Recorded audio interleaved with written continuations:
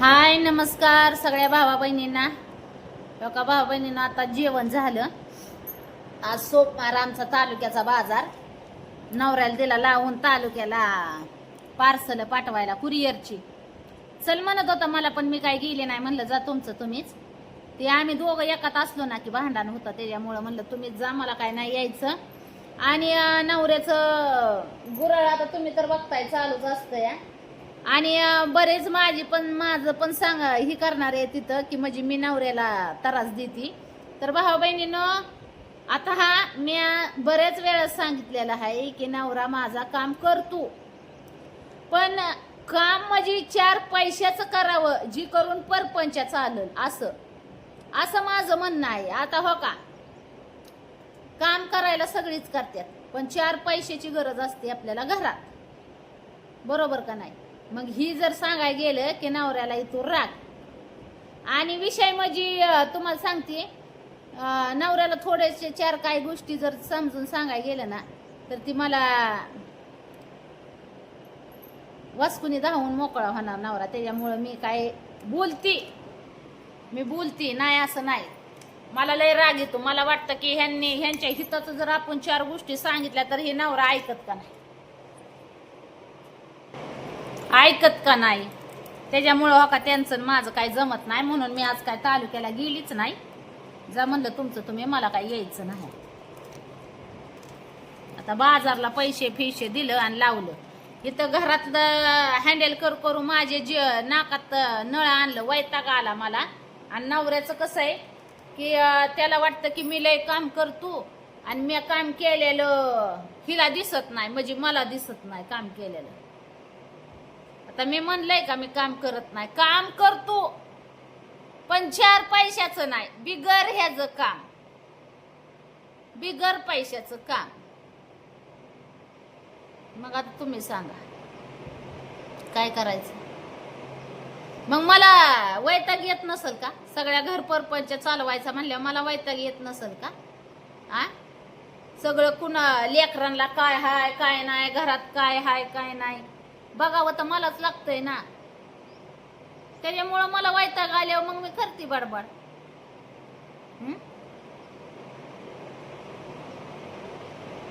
सगळं बघावं लागतंय मलाच. हप्त्यापासून घरात तुम्हाला सांगते, हप्ते ही भरावं लागतात ना. बरंच हप्ता आहे तर चांगलं 7-8 हप्ते भरावं लागतात दर महिन्यात. त्या हप्त्याचं टेन्शन मला, घरात काय हाय काय नाही त्याचं टेन्शन मला. 4 दिवस असं मी कुठं जाऊन राहायला म्हणजे चान्स नाही, म्हणजे मी जात नाही कुठं 4 दिवस अशी राहायला. वैतागल्यावानी जीव झालाय माझा. आणि त्याच्यात मग नवऱ्याचा आधार नसल्यावर जर 4 पैशाचा तर मग वैताग येत नसेल होय. घर परपंच चालवायला पैसा लागतो, पैसा. तिथं नुसतं काम करून जमत नाही, काम केलं तर कामाचं 4 पैसे पाहिजे. तर मोकळ्यातली काम काय कुणी बी करत बसल. मग जिथून इन्कम नाही किफायत नाही अशी कामं नाही करायची असं माझं म्हणणं आहे. आता काल सरपणाला गेलो, ती बी बळच नेलं. चला म्हणलं सरपणाला, तसं तर कुठल्या बी गोष्टी करायच्या म्हणल्यावर मला पुढं होऊन धडा करून निघावं लागतं. मनात नाही निघत नवरा. लोकांना वाटतंय असं मी पैसे देत नाही का खर्चायला. काय खर्च आहे, पैसे लागते तर सगळ्यालाच पुरवते. नवऱ्याने द्यायचं असतं बायकोला, बायकोने नसतं द्यायचं नवऱ्याला. काय लोक मला तर आहे ना काय काय काय सांगतात ना, मी कोड्यातच पडती. कुशाल म्हणतात बायकोने पैसे द्यायचं नवऱ्याला. हे कोणता कायदा आहे बाबा? नवऱ्याने द्यायचं बायकोला का बायकोने द्यायचं नवऱ्याला खर्चाय पैसे? मी तर माझ्या लग्न झाल्यापासून माझ्या जिंदगीत नवऱ्याला खर्चायला कधी रुपया नाही मला अजून नवऱ्याचा नाही की धर ही तुला 400-500 रुपये धर ही तू खर्चीव म्हणून.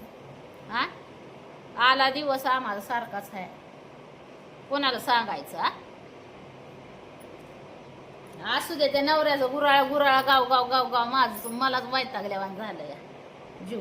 आता जत्रा आल्या, पुरींच्या लय अपेक्षा. आता तालुक्याची जत्रा लय मोठी असते. पुरींला वाटतं की मम्मीनं आम्हाला ही द्यावा ती द्यावा ती द्यावा. आता मम्मीनं कुठं साल धरावा का आणि ह्यांना सगळ्यांना जिथले तिथं सगळ्या गोष्टी पुरवाव्या. तेव्हा लय गोड वाटल मम्मीचं. का भावा बहिणीनं मला कसं वाटतं, संसार ही दोघाचा आहे बर का.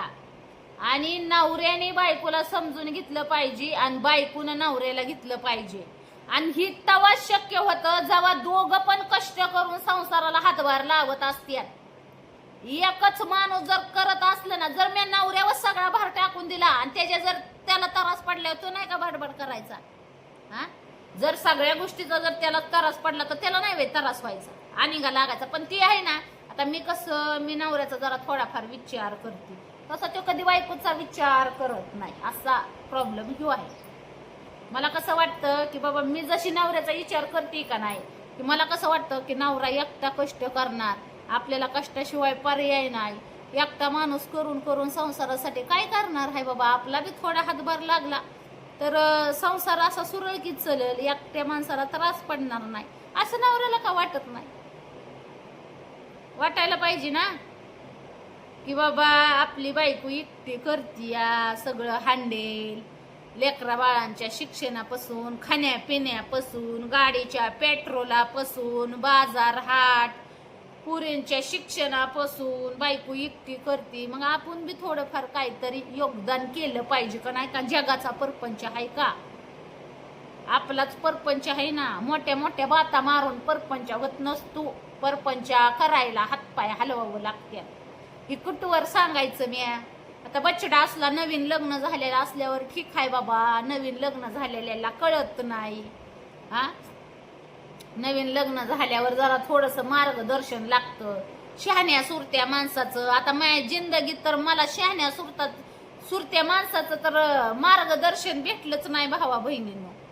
हा, माझी शहाणी सुरती आप मतलबीन आप सवरातीच मला भेटली. हा, घेऊ पासऱ्या बोड्याची. नुसतं घ्यायला त्यांना पाहिजे, नुसतं आहे ना दहावा घेऊ घेऊ घेऊ, पण स्वतःच देऊ देऊ कधी केलं नाही त्यांनी. अशी मला लोक माझी स्वतःची भेटली. त्याला मी मग उगाच म्हणत नाही घेऊ पासऱ्या बोड्याची, त्यांना मी म्हणत असते.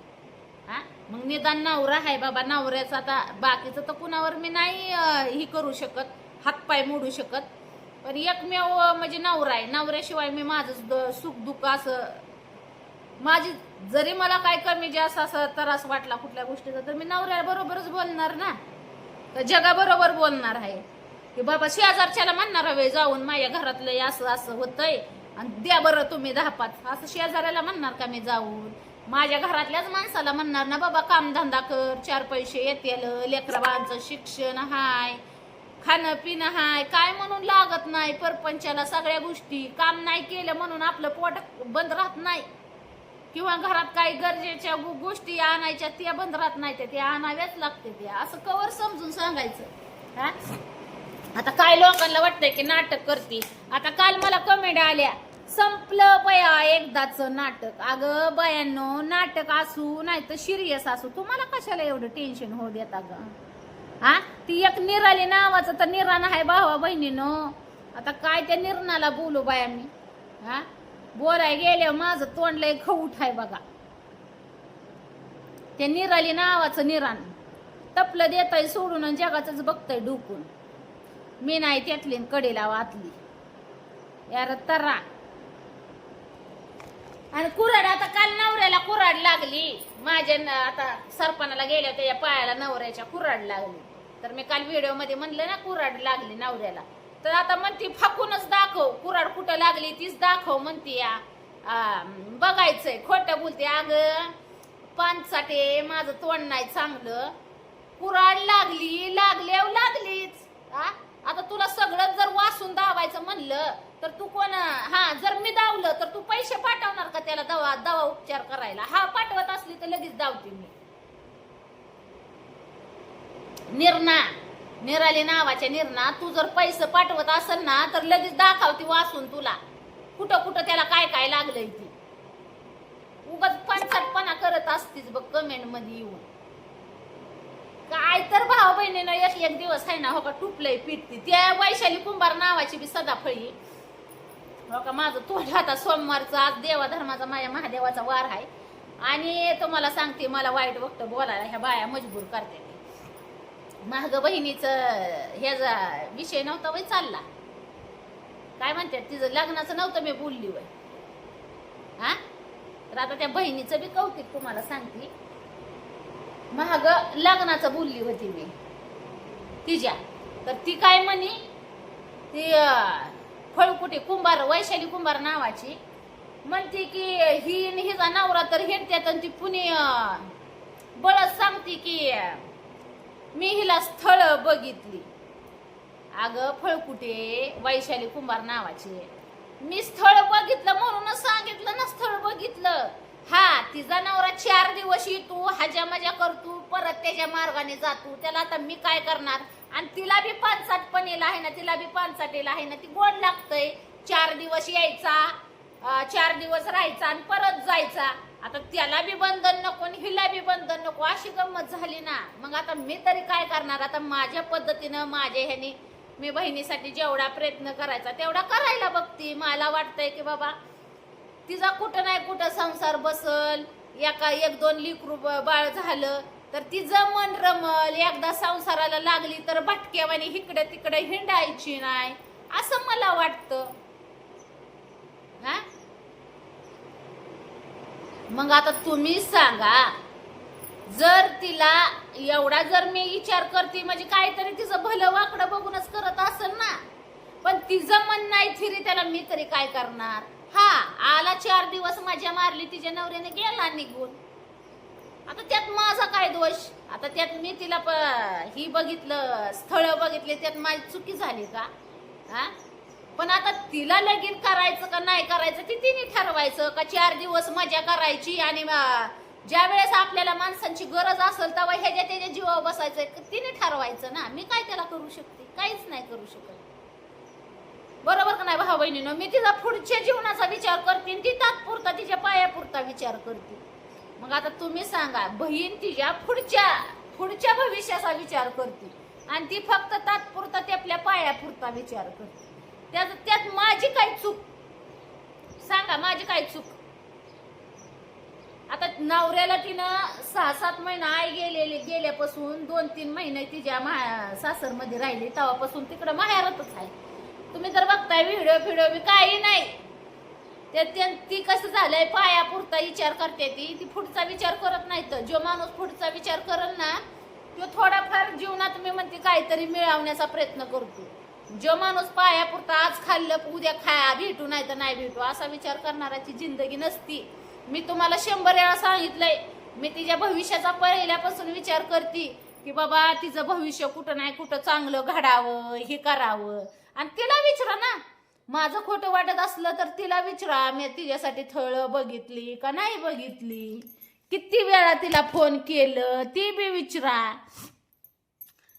आता मला आहे ना, सांगून मी तिला बी कटाळली आणि सगळ्याच. आता तिचा नवरा हो का महाग, तिने फोन केला की जातो, 4 दिवस राहतो की परत त्याच्या घरी निघून जातो, नवरा म्हणणार तिचा.